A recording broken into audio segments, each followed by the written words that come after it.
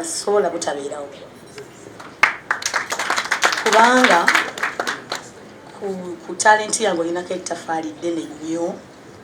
Omukulu Research Ssemakula papa bwe yakkiriza okunzaala n'andeeta oba oliawo bwe yandindeese kuba ebiseera ebyo mwali ba directors wandibadde ogamba nti no naye wakkiriza nompa ku platform eyo paka like nobeera ng'onzikiririzaamu n'ebyabeerawo nengenda nebivaawo nengenda mu station the house girl wankubira n'ogamba nti ndi namba nze omu ku bafaani bo aba station the house girl n'ogamba station olaba ontuuza n'enzigyayo essimu nkulabe like oli kwegamba obaddewo bambi you've been there papa gasimanyi buli kimu kigenda kikoona ku papa ndeka kuba buli kimu ndaba nga njagala nkireete kisookeereeyo naye I am so grateful mukyala Namatovu. Ebibiina bibeeramu entalo, ebibiina bye twalimu byalina entalo naye nkwebaza tewaliiko ku lutalo n'olumu siina wenzijukira wenyinza kugamba nti mukyala Namatovu yampisaamu bw'ati wano n'embeera lwe yali empitiriddeko mu America wali mu lubuto naye gwe like wabeerawo n'oŋŋamba waŋŋamba ekigambo kyesobola kwerabira waŋŋamba nti mbadde nkuli bbali kubanga twali tetufuna nnyo obudde obwo bubeera ffenna nonga naye ate munange omwezi guno gwe mmaze naawe mu America nfunye omuntu ow'enjawulo ku gwe mbadde mpulira so okuva olwo like n'oyongera okubeera ng'onzikiririzaamu weebale nnyo weebalire ddala kubeera mukyala mulungi kuba nakusangawo olina erinnya oyimba naye n'otuyisa bubi weebale kuuma papa nze nkimanyi ogenda kikuba kuba oli wakabi nnyimba ozirina abawagizi obayina weebale kubeera kifaananyi kirungi kubanga twandibadde tubuukira ennyimba eziwemula oba ne naye olw'okubanga otambulidde mu layini entuufu naffe tukugoberedde banange mu nsonyi obutaba recognizing aba honorables abali wano omukulu honorable Kayemba, honorable Hildeman, honorable Geoffrey Utaya, papa Research Ssemakula, mama Namatovu, omukulu omuyimbi wange Ediawe Echi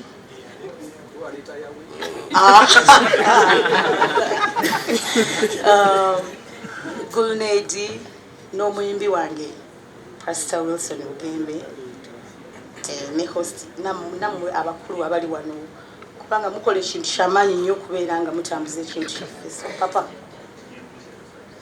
nsaba Katonda nannyini buyinza oyo eyakuteeka ku nsi n'akuwa ekitone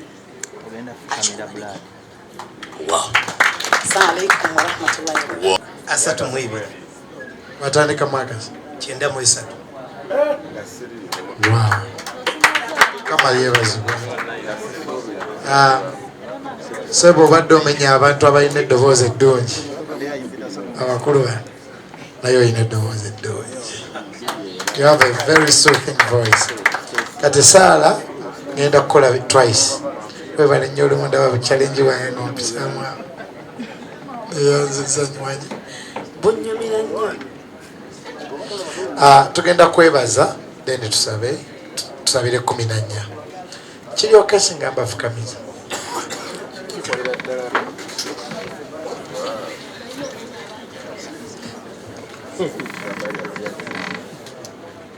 Ayi Katonda omuyinza buli kintu tukweyanziza nnyo olwa papa tukweyanziza nnyo olwa honorable Geoffrey Utaya tukweyanziza nnyo olw'olugero olulungi lwetuwulidde leero tukweyanziza nnyo olwa sustainability okumukuuma ng'ettabaaza ye tezikidde okuva 1993 32 years tukweyanziza nnyo olw'engero zetuwulidde ezitu-inspiringa ffenna n'abali eyo tukweyanziza nnyo olw'ebirungi by'okoledde omukyala Irene n'omwami we tukweyanziza nnyo okuba nti tusobola okulaba papa ng'ali ne honorable Utaya nga batuula ku mmeeza emu ne baseka.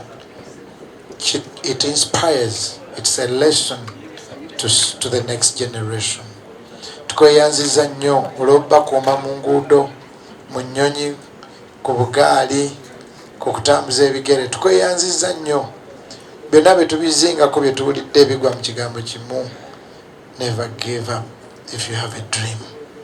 Tusabye Mukama Taata otwale okusiima kwaffe. We are not blind. Tetuli bazibe.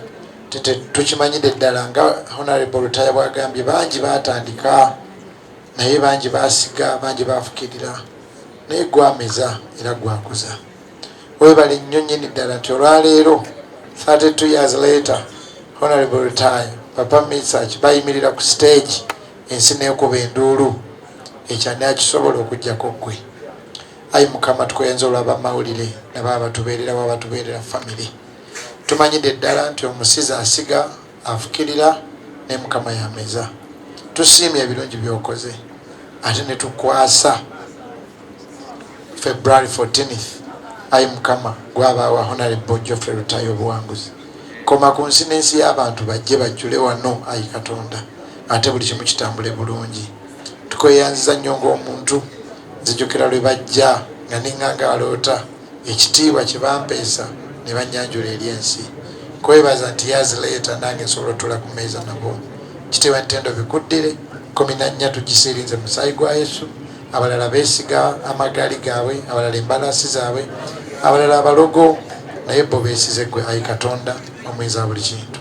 Tukweyanziza era nsabye ne guno omwaka gubeere mulungi eri Honorable Rutaya n'ennyumba ye n'emikwano gye na buli munnamawulire ali wano na buli abaddeko ku live. Mu linnya lya Yesu Kristo Mukama waffe. Amiina. Poloti zino zitundibwa za byapa. Tuli wano Nsangi, ekyalo bakiyita Manja. Wotera ku Hana International. Poloti we ziri Wakalu, ebyapa weebiri ku mmeeza, byapa bisatu nga woobiraba. Waliwo n'ekyapa ekyokuna side wali eri. Naye nga poloti zonna zeegasse mu kifo kye kimu.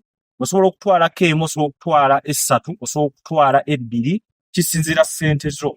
Bannayuganda nyongera obbakubiriza n'okubagamba nti okuzimba si kuzibu. Kasita oba ng'olina poloti yo nga weeri ate noweesiga abantu abamanyi ekyokkola, kugeza ngaffe abaleko construction company, okuzimba kuba kugenda kwanguyira. Tulina abakugu bonna, abakubi ba pulaani, abakubi ba structural drawings, electrical, mechanical ebya welding, painting, n'ennyumba tugenda gijjako engalo ng'efaanana nga bwe twagikuba mu pulaani.